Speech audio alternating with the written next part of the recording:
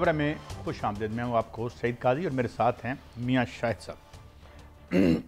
नाज़रीन, कुछ खबरें और फिर हम अपने मुअज़्ज़ज़ मेहमान इख्तियार वली खान साहब मुस्लिम लीग नून के रहनुमा हमारे साथ हैं। मगर कुछ खबरें 24 नवंबर को एहतजाज की फिर कॉल एक दफ़ा दे दी है और क्या इसकी इजाज़त दी जाएगी, ये क्या मामला है और पार्टी कहाँ खड़ी है जो मुलाकात नहीं कल हो पाई, इस हवाले से हमने खबर दी थी। साथ ही साथ 190 मिलियन पाउंड केस का फैसला इसी माह में आना है, उसके क्या असरात मुरतब होंगे और क्या जिस तरह गवर्नमेंट कह रही है कि मिनी बजट का ख़तरा टल गया, इस पर हमारे साथ एक माहिर मईशत होंगे प्रोग्राम के आखिर में। और उसके साथ साथ स्मॉग क्या किस वजह से फैल रही है, इसकी वजूहात पर भी हम गौर करेंगे। आज सीएम पंजाब का भी एक बयान आया था, मगर मामलात क्या हैं। उधर ट्रंप जो है उसने अमरीकी इस्टेब्लिशमेंट के सामने आके खड़ा हो गया है, कमेटी बना दिया उसने एलान मस्क की सरबराही में, जो उसका कहना है कि वो 1/3 जो ब्यूरोक्रेसी है उसको निकालेगा, जो उसके जनरल्स रिस्पॉन्सिबल हैं जंगी जराइम की उसके मुताबिक उनको निकालेगा। ये क्या सिलसिला है? इख्तियार वली खान साहब, पहले तो इधर आते हैं हम अपने वतन अजीज़ के क्राइसिस की तरफ। अब ये कॉल आती है, फिर एहतजाज होता है, फिर आपकी गवर्नमेंट जो है हरकत में आती है। ये फरमाइए कि अब 24 की कॉल दी गई है, तो क्या ये कोई जो पॉलिटिकल फोर्सेस हैं, ये लगता है कि पोल्स अपार्ट हैं, इनकी कोई कुर्बत का हमें दूर दूर तक निशानी नज़र नहीं आती। इख्तियार वली खान साहब, आप एग्री करते हैं? थैंक यू वेरी मच काई साहब, बहुत शुक्रिया। ये कुर्बत आपने किन का पूछा कि किन की कुर्बत? मैं ये कह रहा हूँ कि अपोजिशन होती है, एक हुकूमत होती है, एक दूसरे की मुखालफत भी करते हैं, एक दूसरे के तनकीद भी करते हैं, मगर अब फासले मुझे लगता है कि बोदुल मगरिबैन या मशरिकैन है। देखिए काई साहब, ये बदकिस्मती है कि तहरीक इंसाफ की खैबर पख्तूनख्वा में ये तीसरी हुकूमत है और पाकिस्तान पे 4.25 साल की वो हुकूमत करके चले गए हैं, लेकिन अभी तक उन्होंने सियासी कुव्वत की तरह बिहेव करना, बर्ताव करना नहीं सीखा। ना ही उनके लीडर अभी तक वो सियासी लीडर बन सके हैं। अब हम आपको ये बता दें कि माजी में आपने देखा जब 2018 में जब आरटीएस बिठाकर इनको हुकूमत दी गई थी, तो विद अ हैवी हार्ट हमने मौलाना साहब को नाराज़ करके उनको अपने साथ लिया और पीपल्स पार्टी ने कहा कि नहीं, असम्बली में चलते हैं, वरना पहले ये ऑप्शन थी कि इस असम्बली में बैठना ही नहीं चाहिए। जब हम वहाँ पे गए तो उसके बावजूद बानी पीटीआई इमरान खान को वज़ीर आज़म शहबाज शरीफ जो अपोजिशन लीडर थे, उन्होंने मीसाक मईशत की ऑफ़र की, लेकिन उसको कितनी बेरहमी के साथ, अक्कड़पन के साथ, तकब्बर और गुरूर के साथ उन्होंने रिफ्यूज़ किया, वो भी आपके सामने है। नेशनल सिक्योरिटी कमेटी में लोगों के साथ उनका क्या बर्ताव रहता था, वो भी आपके सामने है। फिर उसके बाद अपोजिशन के साथ उनका रवैया थ्रू आउट 4.25 साल कैसे रहा, वो भी आपके सामने है। नेब के चेयरमैन पीटीआई ने तो एहतजाज की कॉल दे दी है और 24 नवंबर को वो कहते हैं कि इस्लामाबाद की तरफ मार्च करेंगे। सीएम कहते हैं कि हमने, सीएम केपीके के हमने पूरी तैयारी कर ली है। क्या हुकूमत जो है वो एहतजाज को रोकेगी या मुज़ाकरात भी करेगी, क्योंकि मुज़ाकराती कमेटी भी साथ बना दी है पीटीआई ने? मैं वही आपको कह रहा हूँ ना कि इनको पॉलिटिकल पार्टी बनने में अभी शायद मजीद भी वक्त लगेगा। ये पॉलिटिकल पार्टी अभी बने नहीं है। जो एहतजाज है पहले उसको देख ले कि एहतजाज का मकसद क्या है। एहतजाज का मकसद ये है कि आप प्रेशर बढ़ाना चाहते हैं, हुकूमत को प्रेशर में लाना चाहते हैं कि मुकदमात भी भूल जाएं, 1 मिलियन पाउंड्स उसको भी भूल जाएं, 9 मई को भी भूल जाएं जिसका अभी मुकदमा शुरू भी नहीं हुआ उनके खिलाफ, और तमाम चीज़ों को भूल जाएं और इसी तरह इस बंदे को उठा के तो हमारे हवाले कर दें बियॉन्ड। लेकिन क्या सर उनको आने दिया जाएगा या ताकत का इस्तेमाल करके रोका जाएगा? इस्लामाबाद में किसी को दाखिल नहीं होने दिया जाएगा। देखें, एहतजाज अगर पॉलिटिकल हो तो उसको रोकने का कोई जवाज नहीं है, लेकिन एहतजाज अगर ब्लैकमेलिंग के लिए है तो उसको अलाउ करने के लिए कोई जवाज नहीं है। I am very much clear. अगर ये वली खान साहब के मूड से आएंगे, इख्तियार वली खान साहब, एक तो नुक्ता नजर आ गया, मगर आपकी जोड़ी भी पूरी हो गई है। शौकत बसरा साहब ने ज्वाइन किया है और आई होप के बारी बारी हम सब बात करेंगे। बसरा साहब, आप पार्टी नहीं बन पाए। नहीं है इस वक्त जो है ना, मेरी जोड़ी नहीं है, ये आपकी जोड़ी में नहीं मैं लाल गुलाब का इजाफा सियासतदान होने के एतबार से, सियासी वर्कर होने के, लीडर होने के। जी बसरा साहब, आप जो है वो सियासी एहतजाज नहीं करते, आप जो है वो ब्लैकमेल करते हैं, इसलिए 24 की जो आपकी कॉल आई है, नेचुरली यही लगता है कि ये भी सलूक वही होगा जो पहले हो रहा है। What is your version of the story? आप क्या पॉलिटिकल ताकत? अच्छा मैं अभी बात सुन रहा था अपने भाई की, वो कह रहे थे कि सियासी जमात बनने में टाइम लगेगा। हाँ, ये बात तो दुरुस्त है कि जो 40 साल से एक पार्टी थी मुस्लिम लीग नून, जिसका सरबरा मियां नवाज शरीफ था, जिसके नाम पे ये मुस्लिम लीग नून के सारे खलीफे और तर्जमान सियासत करते हैं, इन बेचारों की जमानतें जब्त होगी, बल्कि वो मियां नवाज शरीफ वो खुद बेचारा डॉक्टर यास्मीन राशिद के खिलाफ सीट हार गया। तो इसलिए इनको अब एज अ एंटरटेनर लिया करें, एज अ आप जैसे गपशप करते हैं किसी स्टेज शो पे, वहाँ पे जो अदाकार होते हैं, सियासी अदाकार तो हो सकते हैं, ये बेचारे सियासी मस्खरे तो हो सकते हैं, सियासतदान तो आवाम के वोटों से होता है।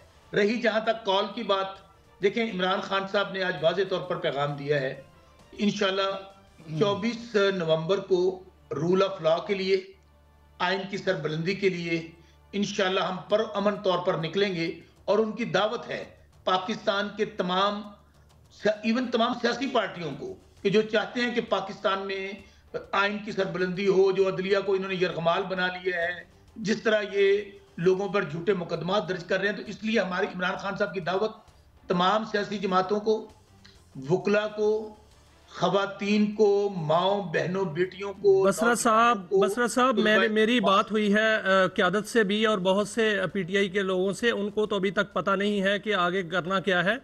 लेकिन सर, आपके जो 4 मुतालबात आए हैं सामने, उसमें 26वीं आईनी तरमीम की वापसी है, जो कि पार्लियामेंट के अंदर पीटीआई जो है वहाँ एहतजाज नहीं कर सकी, और आइन और जमहूरियत की बहाली के लिए दूसरा मुकदमा है जिसके लिए अदालतों में केसेस पड़े हुए हैं, अवामी मैंडेट की वापसी वो भी अदालतों में है, और सियासी वर्कर्स की रिहाई वो भी अदालतों का मामला है। तो सर, एहतजाज किस चीज़ का है? क्या कोई और मुतालबा है या यही मुतालबात है? मियां शाहिद साहब, कौन सी अदालतें, कौन सी अदलिया? यहाँ पर जो चोर और डाकू हैं अपनी अदलिया लगा ली है, अपने जज लगा लिए हैं। तो इसलिए तो हम ये चाहते हैं कि हमारा जो मैंडेट चुराया गया, चीफ जस्टिस को खुद ही तो पीटीआई ने एंडोर्स किया है, उन्होंने कहा हमारे चीफ जस्टिस हैं, तो आप कहते हैं मेरा जज मेरी मर्जी। आज भी शाहिद भाई आज भी हम 26वीं तरमीम जो गैर आईनी तरीके से की गई, जिस तरह माओ बहनों बेटी को अगवा करके उनको यरगमाल करके एमएनएस को और सेनेटर्स को लाया गया, हमारा उस तरीकाकार पे इख्तिलाफ है, हमारे जजेस पे तो कोई इतराज नहीं है। हमने इसको कोर्ट अदालत में भी चैलेंज किया है। अब अवाम की अदालत में मुकदमा फाइनल राउंड है, मेरी गुजारिश पूरी सुनने के बाद, फाइनल राउंड है। आप कह रहे हैं पता नहीं चला, मैं आपको बता देता हूं, हमें तो ये फाइनल कॉल पहले हमारी फाइनल हो चुकी थी। कल आपने देखा कि हमारे जो 3 अपोजिशन लीडर हैं, सेनेट में, नेशनल असेंबली में और सूबाई असेंबली में, जब वो खान साहब से मुलाकात करने के लिए गए, ये इतने डरपोक, इतने घबराए हुए हैं, इन लोगों ने अपोजिशन लीडर्स को, जिनकी गाड़ियों पे पाकिस्तान का फ्लैग वेव कर रहा था, उनको वहां से गिरफ्तार कर लिया। इसलिए वाज़ेह लाइन है, पुरअमन रहेंगे, लेकिन इस बार उस वक्त सर बंदे कहां से आएंगे? क्योंकि पहले भी इल्जाम है कि वहां से जो है वो सरकारी मुलाजमीन लाए गए केपीके से। बंदे कहां से? क़यादत कहां है? क़यादत जो है वो सामने अभी तक नहीं आई पहले के जलसे जुलूसों में। शायद भाई 2 साल से जो जद्दोजहद तहरीक इंसाफ ने की है, इमरान खान के चाहने वालों ने की है, मेरे ख्याल में इसकी तारीख में मिसाल नहीं मिलती। खुद इमरान खान और उनका पूरा खानदान गिरफ्तार कर लिया गया, उनकी बेगम को, बहनों को, भांजों को। आज भी 1 साल 3 महीने से खान साहब झूठे और बेबुनियाद मुकदमा में जेल में पड़े हैं। आज भी हमारी माएँ बहनें बेटियां जेल में पड़ी हैं, और उसके बावजूद हर जगह एहतजाज हुआ। हाँ, अच्छा, मैं वली साहब जी, जरा मैं कहता हूँ उनको भी टाइम मिल जाए।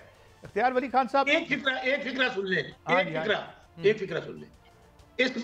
इस बार अली अमीन गंडापुर जो हमारे चीफ मिनिस्टर हैं, तमाम कैबिनेट, एमएनएज, एमपीएज, सेनेटर्स, तमाम लोग और 4 सूबों के सदूर, गिलगत, जीबी के सदूर, ये लोग लीड करेंगे, वर्कर्स उनको फॉलो करेंगे और उस वक्त तक इस्लामाबाद से नहीं उठेंगे जब तक ये जाली निजाम और जाली असम्बलियां खत्म नहीं हो जाती। इख्तियार वली खान साहब, ये एक बात, एक हम यानी पाकिस्तानी शहरी के तौर पे भी, जर्नलिस्ट के तौर पे भी, ये जो इन्होंने एक बात कही है उनकी गिरफ्तारियों की, बेगम की गिरफ्तारी की, बैनम की गिरफ्तारी की, जब मियाँ साहब की गिरफ्तारी हुई थी या जब मोहतरमा मरीम नवाज साहिबा की गिरफ्तारी हुई थी, तो तब भी जो है हमारा नुक्ता नज़र यही था। तो डोंट यू, आप क्या समझते हैं, एक पार्टी और आप दो सूबे में भी, बहुत बड़े सूबे में हैं, सेंटर में हैं, तो ये ट्रेंड तो डिस्करेज होना चाहिए, जो फैमिलीज़ को इस तरह से जेलों में लेके जाना। क्या कहेंगे इख्तियार वली खान साहब? देखिए, सबसे पहले तो बात यह है कि SCO समिट हो रहा हो तो इमरान खान की बहन आए या कोई भी आए और डी चौक में वो धमा चौकड़ी रचाए, तो उसके लिए फिर रास्ता रोकना पड़ता है। वो फिर ये नहीं देखते हैं कि ये कौन है, उसके इरादे और उसके इंटेंशंस देखने होते हैं। जहाँ तक ये बसरा साहब बोल रहे हैं ना, तो मैं इनको देख रहा हूँ, ये अच्छे भले खासे पीपल्स पार्टी में हुआ करते थे। ये आज जो पीपल्स पार्टी को और मुस्लिम लीग नून पे लान तान कर रहे हैं, ये अपने माजी के गुजरे हुए सालों पे लान तान कर रहे हैं। फिर इसका मतलब ये खुद भी चोरी में शामिल रहे हैं।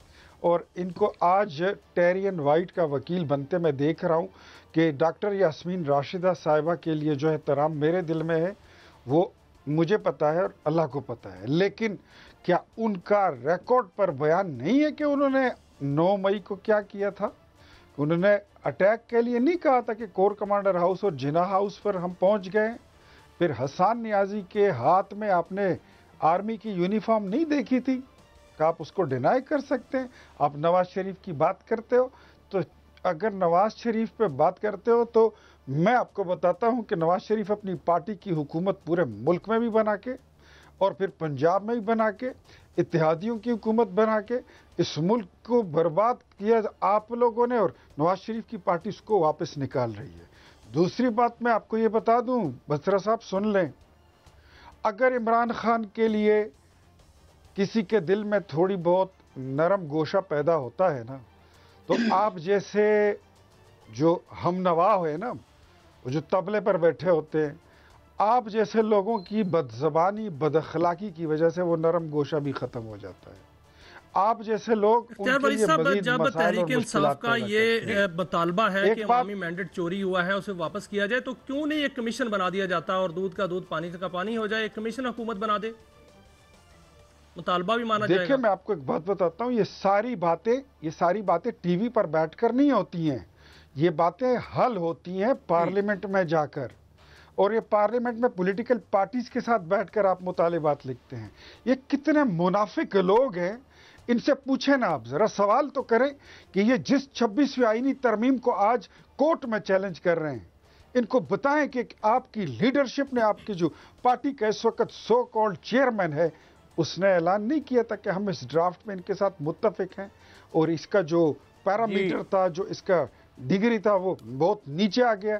ये बात करके मुकर जाने वाले वो मुनाफिक कौम है, ये वो फिरका है, वो फितना है कि इनकी किसी बात का यकीन नहीं है। मुझे इन पर इतना बराबर मुझे इन पर यकीन नहीं। ये बात करने के, और मेरे ख्याल में इनकी बात का कोई एतबार है ही नहीं, कोई क्रेडिबिलिटी रही नहीं है। इल्जामात हैं बसरा साहब, आपके लीडर ने क्या इस 26वीं तरमीम की हमायत की थी, and all that you have listened, क्या कैसे रिस्पॉन्ड करेंगे? काजी साहब, जैसा भगौड़ा नवाज शरीफ, वैसे ही भगौड़े उसके तर्जमान। इन बेचारों को अवाम में जाते हैं तो चोर चोर चोर, और अंदाजा करें चोर भी दूसरों को चोर कह रहे हैं।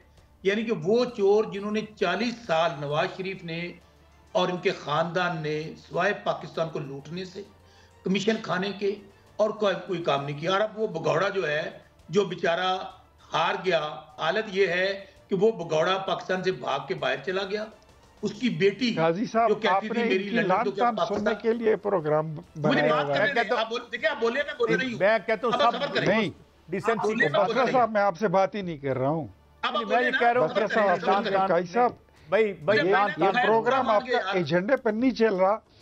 अगर ये आपने गालन गलोच पे चलाना है तो मैं उसके लिए तैयार हूँ। यार, आप हमारे लिए दोनों मोहतरम हैं, अगर आपने गालम गलोच पे चलाना है दोनों तो मैं मुझे 6 जुबानों में गाली देनी आती है। प्लीज जरा जो टॉपिक है उस पे आइए, वरना इनके अपने लीडर की औकात ही क्या है, इनके लीडर की क्या औकात है। 190 मिलियन पाउंड की चोरी में वो जेल में पड़ा है। पाकिस्तान की बुनियादी असास GHQ और जिना हाउस पर हमले वो कैद है। ये किसकी तर्जुमानी कर रहा है? मैं कह रहा हूं अपनी बात किस बात की तर्जुमानी कर रहा है? आपने बात करनी है तो आप इशू पे बात करें, मैं आपको जवाब दूंगा। अगर आप पटरी से उतरेंगे आपकी हैसियत क्या है?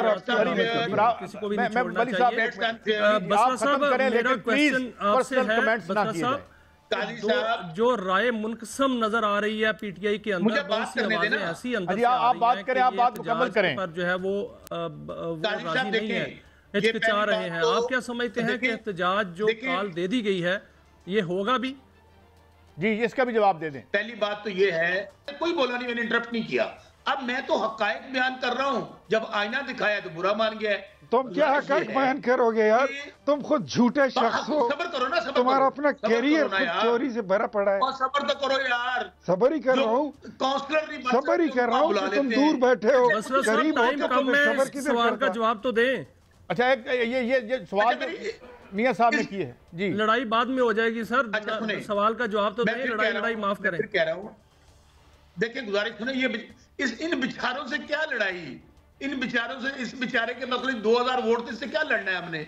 इसका भगौड़ा लीडर भाग गया, इससे क्या लड़ेंगे? यार वो फिर लड़ाई शुरू हो जाएगी। मेरे वोट निकालो, मेरे काजी साहब जरा मेरे वोट निकाल के इनको बताइए। मैंने उस वक्त तुम्हारी पार्टी को शिकस्त दिया था जब तुम्हारी तब्दीली का बारी पे जो ताजर है वो परेशान होते हैं। ये इस तरह की जो है वाज़ेह पीटीआई के अंदर से एहतजाज होगा। फिर वो हमारे साथ सुने जी, मैं कहता हूँ जरा पर्सनल कमेंट से जरा गुरेज करके तो बात करें। नहीं करता। इन्हें कहें फिर इंटरप्ट। देखें, इन्होंने बात की, मैंने इंटरप्ट नहीं किया। इन्हें कहें सबर करें अपनी टर्न पे, जो आप बात मुकम्मल करें, आप बात मुकम्मल करें। इनका, इन बेचारों का सियासी यतीमों का कल्चर ही गाली गलोच है, जिनके पल्ले अब काउंसलर नहीं बन सकता इनका लीडर, वो जो घोड़ा भाग गया है, तो अब यही गुफ्तगू करेंगे गाली गलोच वाली। गुजारिश ये है, हम लोग 24 नवंबर को दोबारा मैं GNN चैनल के जरिए खान साहब का पैगाम पूरी कौम को, जो उसमें वकला, सिविल सोसाइटी, मजदूर, किसान, तलबा तालबात, सियासी पार्टियां, सबको कह रहा हूं कि इस वक्त पाकिस्तान में जंगल का कानून है। अदलिया पर ये खुदकुश हमला कर चुके हैं। ये अगला 10 साल का इनका पैगाम प्लान है, मंसूबा। अभी अब लंदन प्लान तो फेल हो गया था, अब जिनीवा प्लान के लिए तमाम किरदार दोबारा इकट्ठे होकर लंदन पहुंच चुके हैं। इंशाल्लाह 24 नवंबर को जो फार्म 47 की पैदावार है, जो अवाम के नुमाइंदे नहीं, अवाम तो इन सब को जेलों में देखना चाहते हैं। इख्तियार वली साहब, मेरा आपसे सवाल है, तहरीक इंसाफ ठीक, आपकी बात आ गई, वो कह रहे हैं कि तख्त या तख्ता तो इस्लामाबाद आएंगे और चढ़ाई करेंगे, क्या हुकूमत जो है वो सख्ती से निपटेगी? देखें, हम लोग पुरअमन रहेंगे। हम जब भी आए हैं, हमने कभी गमला नहीं टूटा। हमारा इनको चैलेंज है। चले, बहरहाल ये हम दोनों तरफ से, हमारी तरफ से बात आई। शौकत, आपका शुक्रिया, और जनाब इख्तियार वली खान साहब, आपका भी शुक्रिया। एक ब्रेक की तरफ बढ़ रहे हैं। हम अपनी सियासत में दूसरों को क्यों घसीट के ले आते हैं? चाहे 18 का इलेक्शन हो, चाहे उसके बाद का इलेक्शन हो, हम इल्ज़ाम दूसरों पर देते हैं, मगर ये शायद हमारी अपनी कमज़ोरी है। कभी अपने अंदर भी देख लेना चाहिए। एक ब्रेक के बाद आते हैं। मिनी बजट का ख़तरा क्या टल गया है, और इसके अलावा स्मॉग जो है ये क्यों फैल रही है, और ट्रंप जो है उसने खड़ा हो गया लगता है अमेरिकन एस्टेब्लिशमेंट, जो दुनिया की सबसे ताकतवर एस्टेब्लिशमेंट है। क्या होगा? एक ब्रेक के बाद।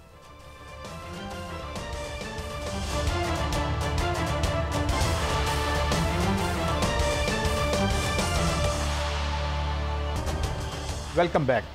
नाज़रीन, में ज्वाइन किया है मारूफ मैशदान जनाब डॉक्टर खाकान नजीब साहब ने। बहुत शुक्रिया डॉक्टर साहब, आपने हमें वक्त दिया। डॉक्टर साहब, IMF का वफद कुछ पहले ही आ गया, एक खलबली सी मच गई, फिर बात हो रही थी रोल ओवर की, मगर आज जो खबरें आई हैं कि रावी चैन लिखता है कोई मिनी बजट नहीं आएगा। क्या सब एवरीथिंग हैज़ बिन फिक्स्ड, और हम जो है अब रेड से बाहर हैं? क्या what is your estimation of the situation economically speaking? Qazi साहब, मेरी तो अंडरस्टैंडिंग ये रही थी कि ये बहुत नेगेटिवली ले लिया गया। मैं इसका अगर पॉजिटिव एस्पेक्ट बयान करूं तो विच इज़ द फॉलोइंग। अगर तो आईएमएफ छोड़ देता और आता ही फरवरी में, जो कि उसकी शेड्यूल डेट थी मार्च में रिव्यू को कंप्लीट कराने की, जो पहला रिव्यू है, जो पहले 6 माह के टारगेट्स या अहदाफ पे बेस्ड होता। नॉर्मली पाकिस्तान क्वार्टरली अहदाफ पे बेस्ड 12 रिव्यूज़ कराता रहा है। इस दफ़ा उसको 6 माह के अहदाफ पे बेस करके आधा कर दिया गया। अगर चीज़ें बिल्कुल नॉर्मल में चल रही होती तो आईएमएफ आ सकता था फरवरी में, पर कुछ ऐसे अहदाफ जो ऑफ ट्रैक होते या उस तरह मीटअप होते नहीं दिखाई दे रहे थे। और ख़ुद अथॉरिटीज़ ने कहा कि 652 अरब रुपया कलेक्ट करना था पहले 3 माह में, क्वार्टरली रिजल्ट्स आ गए थे। तो आप इसको स्टॉक टेकिंग विजिट कहें, कोई इसको बिल्कुल और नहीं सोचना चाहिए। ये एक, उसके बाद जो कोर्स करेक्शन की ज़रूरत है वो भी आपको करनी पड़ेगी। उससे मतलब ये नहीं है कि कोई फिनोमिनल चेंजेस करने पड़ेंगे, पर अगर आप सेटिस्फाई हैं कि आपका पॉलिसी रेट बहुत कम हो गया है, वहाँ पे 1000 अरब रुपया बच गया है, तो आप उनको कह सकते हैं कि हमने 9800 अरब देना था अपने मार्कअप की मद में, अब लग रहा है कि 1000 अरब यहाँ पे कम हो जाएगा और ये सेविंग है, तो अगर एफपीआर में कोई कमी है तो यहाँ से पूरी कर दें। अगर एफपीआर के अहदाफ को पूरा ही करना है और पहले में अगर कोई स्लो ऑफिंग ऑफ द इकोनॉमी, यानी कि इकोनॉमी के आहिस्ता रहने में, आपके कस्टम्स के आहिस्ता रहने में कोई आपके अहदाफ पूरे नहीं हुए, तो वो ब्रॉडनिंग से कैसे आप पूरे कर सकते हैं, ये आपने उनको बताना है। चीज समझ से बालातर है, वो समझाइएगा आप काइंडली, उसमें गाइड भी कीजिएगा कि कल तक ये कहा जा रहा था कि 200 अरब रुपए का मिनी बजट जो है वो आएगा, और उसमें ये भी कल तक के मुज़ाकरात में बात सामने आई कि 150 अरब रुपए की जो एडिशनल सब्सिडी देनी है वो आईएमएफ पूछ रहा था कि कहाँ से देंगे, तो रिकवरी कहा गया कि रिकवरी से देंगे, रिकवरी की भी तफसीलात तलब कर ली गई। आज का जो मुज़ाकरात हुए उसमें कौन सी जादू की छड़ी जो है वो सामने आई कि सब गुडी गुडी हो गया और सारा ये मामला हो गया कि हम जो मिनी बजट है उसका खतरा भी टल गया है, पेट्रोलियम लेवी भी नहीं लगेगा और ये सारे मामला ठीक हो जाएंगे, अपने जो टैक्स निज़ाम है उसको भी ठीक कर ले जाएगा। हुआ क्या है सर? शाहिद साहब, एक तो ये देखिए कि IMF is also being very careful with you, क्योंकि पाकिस्तान में की जब प्रोग्राम हुआ तो जो उनके बोर्ड की भी असेसमेंट भी थी वो ये थी कि इनको बहुत ट्रैक पे रखें। सो आईएमएफ आ गया आपसे निगोशिएट करने, बात करने के लिए। अब आप ये देखिए कि ये जो 190 अरब का फिगर है ये इस तरह आ रहा है कि पहले 4 माह का शॉर्टफॉल 190 अरब है। तो हमने लिखा हुआ है प्रोग्राम में कि अगर ज़रूरत पड़ेगी तो advance income tax, withholding tax और federal excise duty sugary drinks पर हम तब्दील कर देंगे, और जो एडवांस इनकम टैक्स है वो इंपोर्ट स्टेज पे तब्दील करेंगे। बट अगर तो आप ब्रॉडनिंग के measures which are the following, कि आपने रिटेलर से कलेक्ट कर लिया है 2.5% होलसेल और रिटेलर से टैक्स लगाकर 10 से 17 अरब कहा जा रहा है, अगर आपने वाकई डिजिटलाइजेशन की तरफ बढ़े हैं। अब एक और आपको हदफ बताता हूं जो डिस्कस ही नहीं होता। अक्टूबर में हमने लेजिस्लेट करना था चारों प्रोविंसेस ने कि एग्रीकल्चर इनकम टैक्स का निफाज जनवरी में हो जाएगा। वो एग्रीकल्चर इनकम टैक्स के निफाज की तरफ समरीज तो बढ़ रही हैं, प्रोविंसेस एग्री भी कर रही हैं, कैबिनेट्स में भी जा रही हैं, पर वो लेजिस्लेशन नहीं हो सका। ये स्ट्रक्चरल बेंचमार्क है। तो आईएमएफ कल और परसों डिस्कस करेगा इस पर कि इसको फिर कैसे अमली जामा पहनाना है। पावर सेक्टर में देखिए एक बात बिल्कुल आया है कि सर्कुलर डेट को कुछ कंट्रोल करने के मेजर्स लिए जा रहे हैं। सोलराइजेशन बहुत ज़्यादा ऑफ कंसर्न है, बिकॉज उसकी वजह से जो आपकी आइडल कैपेसिटी की पेमेंट है वो तो आपको करनी पड़ेगी फिर भी। सो उस पर बहुत बात हो रही है। एक $2.5 अरब का उस वक्त जब प्रोग्राम हुआ था तो सोचा जाता था। सोलराइजेशन पर इतराजात करने के बजाय क्या हम आईपीपीज की कैपेसिटी पेमेंट कम नहीं कर सकते, या उनको जल्दी जल्दी नेगोशिएशन करके जो है उनके मुआहदों पर नजरसानी नहीं कर सकते, ताकि हम सोलराइजेशन भी करते रहें और जो टैरिफ है वो भी ना बढ़े और सर्कुलर डेट को भी ब्रेक लग जाए? शाहिद साहब, एक तो बात यह है कि आईएमएफ को तो इस हद तक ही रखिए कि जी सर्कुलर डेट को कंट्रोल करने के लिए कुछ वो मोनेटाइज करके डेट में ले जाएंगे, कुछ बजट से पेमेंट होगी, कुछ रिकवरीज बेहतर होंगी। आईएमएफ के पास शायद साहब एक्सपर्टीज नहीं है आपके पावर सेक्टर को या दुनिया के किसी भी पावर सेक्टर को ठीक करने की। वो मालियाती खसारे में, वो एक्सटर्नल सेक्टर में, ये उसकी 2 एक्सपर्टीज के एरियाज हैं। आपने अपना ठीक करना है, एनर्जी सेक्टर की तंजीमें नौ करनी है। आपने सही फरमाया, आईपीपीज के जो मुआहदे ख़त्म करने हैं, आपने टैरिफ जैसे अभी विंटर पैकेज दिया उसको पूरी तरह ठीक करना है, टैरिफ डिजाइन होना है, सब्सिडीज टारगेट होनी है, चीजें बिकनी है, डिस्कोर्स को जाना है प्राइवेट सेक्टर में। मैं एक साथ सवाल यही बात आगे जोड़ देता हूं कि बिल्कुल आपने ठीक कहा कि वो एक्सटर्नल पेमेंट की बात करेंगे, इंटरनल कलेक्शन की बात करेंगे, मगर कहां तक हम काम हुए हैं? ये जो हमें जो दीमक लगा है हमारी मैशत को और इंडस्ट्री को, वो तो IPP से ही लगा है। उसको आप समझते हैं कि ये हुकूमत किसी हद तक करेक्ट कर सकी है? क्योंकि जब भी आए हैं हमारे वज़ीर मौसूफ वो तो इनकी तारीफ़ ही करते रहे हैं कि माशाल्लाह इन्होंने हमें एशियन टाइगर बना दिया IPPs ने। तो do you think we have done enough और we have done nothing? Doctor साहब, IPPs की मद में जो 1994 के माहदे हैं उनको तो आपको अब 25 साल गुजर गए हैं, उन पे से तो ख़त्म कर देना चाहिए और आप इस तरफ बढ़ गए हैं। जो 2002 के भी माहदे हैं उनमें से भी मेनली निकल जाना चाहिए। जो 2015-16 के माहदे हैं वो ज़्यादा तकलीफ हैं, उनके लिए जो डेट की रीप्रोफाइलिंग का आपका काम है, इससे मतलब है कि जो डेट पहले 10 साल में पेएबल है जबकि प्लांट में 25 साल चलना है, उसकी रीप्रोफाइलिंग 2016 के माहदे क्यों ज़्यादा तकलीफ दे हैं? वो इसलिए ज़्यादा तकलीफ दें कि उनका जो डेट है वो अभी पेएबल है, और चूंकि वो डेट 10 साल पे मुहित हुआ है, प्रोजेक्ट 25 साल का है, तो वहां पे एक मिसमैच आ रहा है। सो टैरिफ पहले 10 साल के लिए बहुत ज़्यादा है, अगले 3-4 साल बोझ बहुत ज़्यादा है, उसको रीप्रोफाइल कीजिए। आपको क्या लगता है कि 1994 के जो माहदे हैं वो भी खत्म हो तो रहे हैं? अब 5 पावर प्लांट जो हैं उनके माहदे खत्म कर दिए गए हैं, 18 से बातचीत जारी है। आपको लगता है कि आइंदा आने वाले दिनों में कैपेसिटी पेमेंट जो है वो उससे जान छूटेगी और बिजली का रेट जो है वो कम होगा? दूसरा, जो ट्रंप के आने से आपको क्या लगता है कि जो डॉलराइजेशन है उस पे जो है इन्हिसार कम होगा और डॉलर भी सस्ता होगा?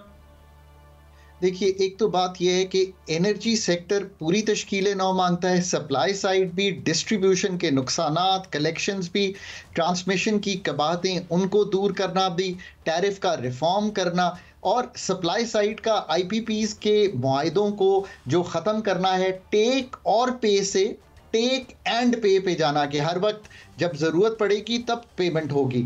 ये जो 2100 अरब की कैपेसिटी पेमेंट है ये बहुत कम नहीं हो जाएगी, पर अगर हम मेंटेन भी कर लें और बिजली की बेचने की खपत बढ़ा दें, पाकिस्तान में खपत बढ़े और सेल बढ़ जाए, डिमांड बढ़े, जैसे कि पैकेजेस देने के लिए और टैरिफ को ठीक करने के लिए काम हो रहा है, तो पर यूनिट कॉस्ट नीचे आ जाएगी।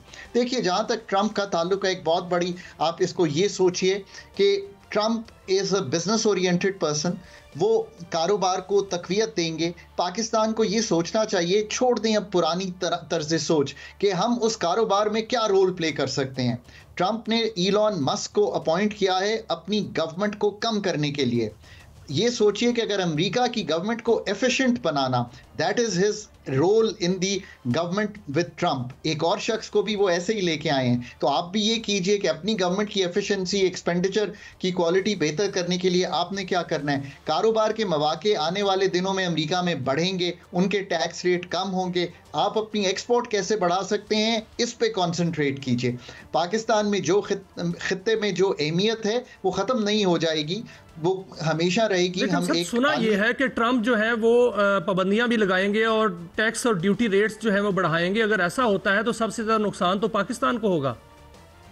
शाहिद साहब, मेरा ये ख्याल है कि ट्रंप जो हैं वो एक बहुत ही बिजनेस ओरिएंटेड अमेरिका को चलाएंगे। वो टैक्स रेट्स में कमी करेंगे, वो कारोबार में आसानियां पैदा करेंगे, और वो जिन मुल्कों में जंगें हैं ये उनकी स्टेटेड पोजीशन है कि वो उनमें से निकलने के लिए। डॉक्टर खाकान नजीब साहब, बड़ी सही बात आपने कही। नाज़रीन, बहुत शुक्रिया डॉक्टर साहब, आप हमें गाइड करते हैं, हमें टाइम देते हैं। नाज़रीन, मगर हम अपने अगले सेगमेंट में बड़ी आपको चश्मकुशा खबरें देंगे कि ट्रंप आखिर करने क्या जा रहे हैं, ये रामास्वामी कौन है, एलन मस्क को जिसका लगाया गया है हेड जिस शोबे का, वो शोबा क्या करेगा, किन जर्नैलों की लिस्टें बन रही हैं वहाँ पे जिन्हें सैक किया जाएगा, और 1/3 ब्यूरोक्रेसी ख़त्म कर दी जाएगी। ये बड़े टॉल क्लेम्स हैं, क्या नतीजा होगा एक ब्रेक के बाद।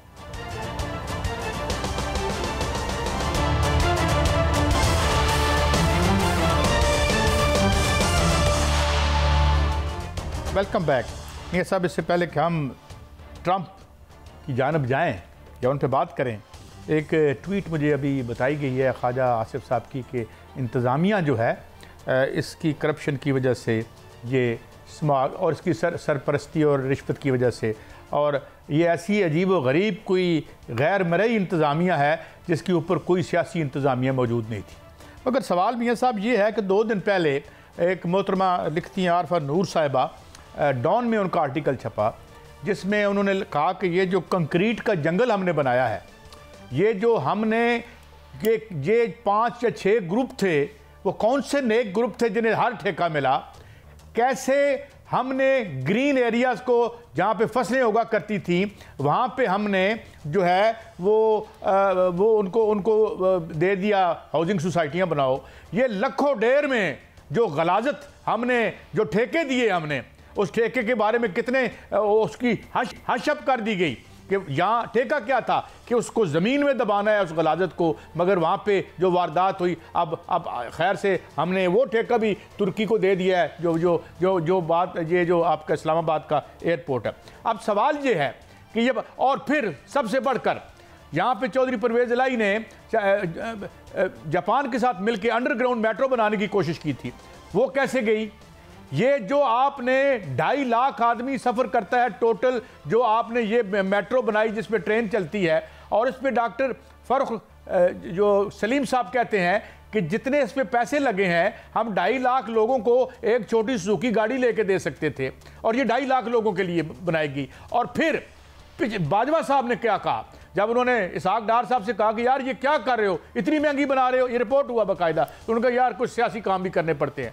तो ये वो सियासी काम थे जो आज इस मुल्क को, और जिस तरह आरफा नूर साहिबा ने कहा कि ये जो आपने कंक्रीट का जंगल खड़ा कर दिया है जिसको आप बड़ा सेलिब्रेट करते हैं, तो और आपकी टाउन प्लानिंग कौन करता था? कब्जे ग्रुप, कौन सा कब्जा ग्रुप था जिसके हाथ में कब्जे ग्रुपों ने इस मुल्क की सियासत को भी आलूदा किया, और इस मुल्क के शहर 10 बेहतरीन शहरों में कराची था, आज 3 बदतरीन शहरों में है।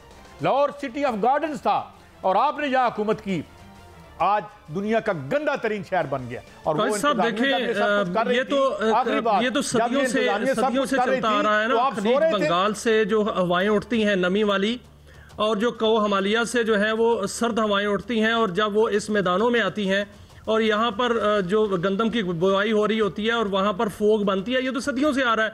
2010 से जो है स्मोग आ रही है, 2008 से वहाँ पर हुकूमत किसकी है काई साहब? हुकूमत पंजाब में जो है 2008 से मुस्लिम लीग नून की है ना, दरमियान में 2018 से 2020 तक का जो एक टाइम है वो एक हुकूमत जो थी वो पीटीआई की आई थी। 2008 से लेकर 2000 अब तक, अब 2024 तक हुकूमत जो है वो मुस्लिम लीग नून की रही है। जितने भी ख्वाजा साहब ने ये चीजें गिनवाई हैं जिसमें वेस्ट बर्निंग है, वेस्ट बर्निंग का एक बड़ा मंसूबा जो है वो बनाया गया था, तजवीज़ दी गई थी एनएआरसी की जानिब से कि जो वेस्ट है लाहौर का उससे खाद बनाई जा सकती है, बायो फर्टिलाइजर बनाई जाती तो वो उन्हीं फसलों को लगती और उन्हीं फसलों में जाती और वो ज़मीनें भी सैराब जरखेज करती और जो स्मोग है उसका बायस भी ना बनती। अब जो वहां पर जलाया जाता है कूड़ा क्रिकेट, एक चीज किसकी निगरानी में जलाया जाता है? काजी साहब किसको कह रहे हैं? किसकी है? मैं अर्ज कर देता हूं, यहां बिजली नहीं बन रही थी, यहां वो गैस की प्लांट नहीं बन रहे थे, यहां माल बन रहा था, और वो गलाजत, उस माल की गलाजत ने आज पूरे लाहौर को अपनी लपेट में ले लिया है। आपका पहला 5 साल मंसूबा था इंडस्ट्री है, देखिए मियां साहब, मैं अयूब खान को हम सब गालियां देते हैं, मैं भी उनको हमायती नहीं हूं, ख्वाजा साहब खुद कहते हैं इन्होंने 5 साल पहला 5 साल, दूसरा उसमें से हाउसिंग निकाली, ट्रांसपोर्ट निकाली, अच्छा हाउसिंग को डीरेगुलेट किया, बिजली को डीरेगुलेट करके मुल्क का बेड़ा गर्क कर दिया। अभी हमने खाकान नजीब साहब से बात कर रहे थे कि उन्होंने पूरी बात, शायद वो ना अभी टाइम कम होगा, कि 2016 के मुआहदों में आपने क्या किया। ये जो साहिवाल का प्रोजेक्ट है कोल का, जिसमें खुद कहा चाइना ने कि मत करो, और एक रिटर्न मैं दोबारा कोट करता हूं राशिद अब्बासी साहब ने, ये तो स्मोक आ गई ना, अब तो स्मोक का सामना करना पड़ रहा है। आपके पास कोई खबर है काजी साहब के हम चंद पैसे लगाकर कुछ 100 रुपए या 200-300 रुपए लगाकर जो है वो इस स्मोक से अपने घर में बच सकते हैं? वो क्या खबर है सर? उस हवाले से कुछ चीज़ें मैंने भी देखी हैं, कल उस पर जो है मजीद बात करेंगे।